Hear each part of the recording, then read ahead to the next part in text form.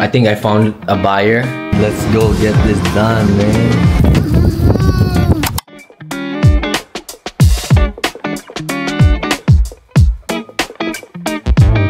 What's up, guys? I hope you guys are doing well. Coffee muna tayo because we have a busy day ulit. Soon, pupunta ako. Magpapagupit ako kasi haba na naman ang buhok ko. And then we have a few meetings today. Do you remember yung other deal ko na hindi mabenta the other day? I think I found a buyer. I hope they pull the trigger. So I'll be meeting them today. Tapos, as you guys can tell, pag busy ako, ang taas ng energy ko kasi, I don't know, I enjoy doing it. And then, we're gonna go to Project West Kildonan to meet with the kitchen guy because apparently it's all done. Tapos, I have a lead to go to. And then, I gotta pick up my merch. So yeah, it's a full day again. So very excited. Busy day today. Haircut first, tapos meeting with the buyers, and then a lead, and then going to West Kildonan. So let's get this day started. Hi ka muna sa vlog ko. What up, guys? Sa vlog. Sa vlog. Let's go get this done, man.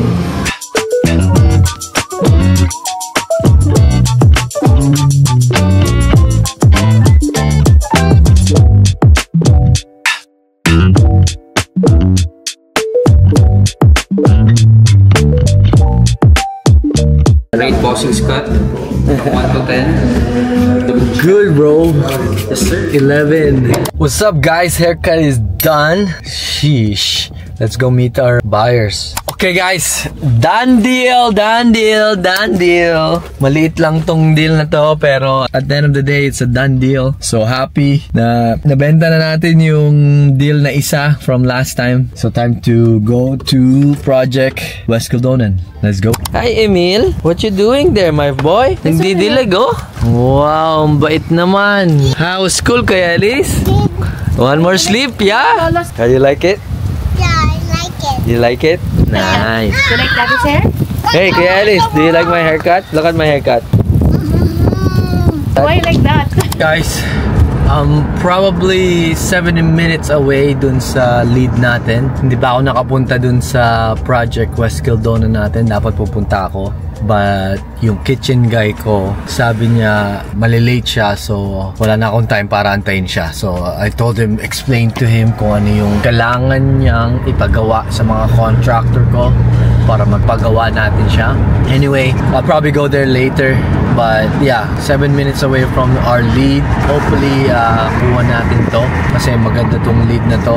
Maganda yung area niya. Very expensive area too. So, let's see. So, what's up, guys? Nandito tayo sa car. Kakatapos ko lang tingnan yung property. Iiwan ko ng offer tong seller. Tingnan natin kung makuha natin. So guys, binigay ko na yung offer ko dun sa seller. Hopefully, i-accept nila yung offer ko.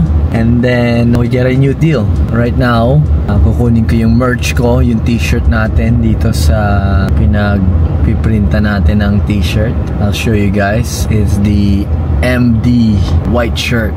Request nila ate to. Gusto nilang bumili. And then I made extra for myself. Got our merch! Let's go! Look at this! MD, baby! MD!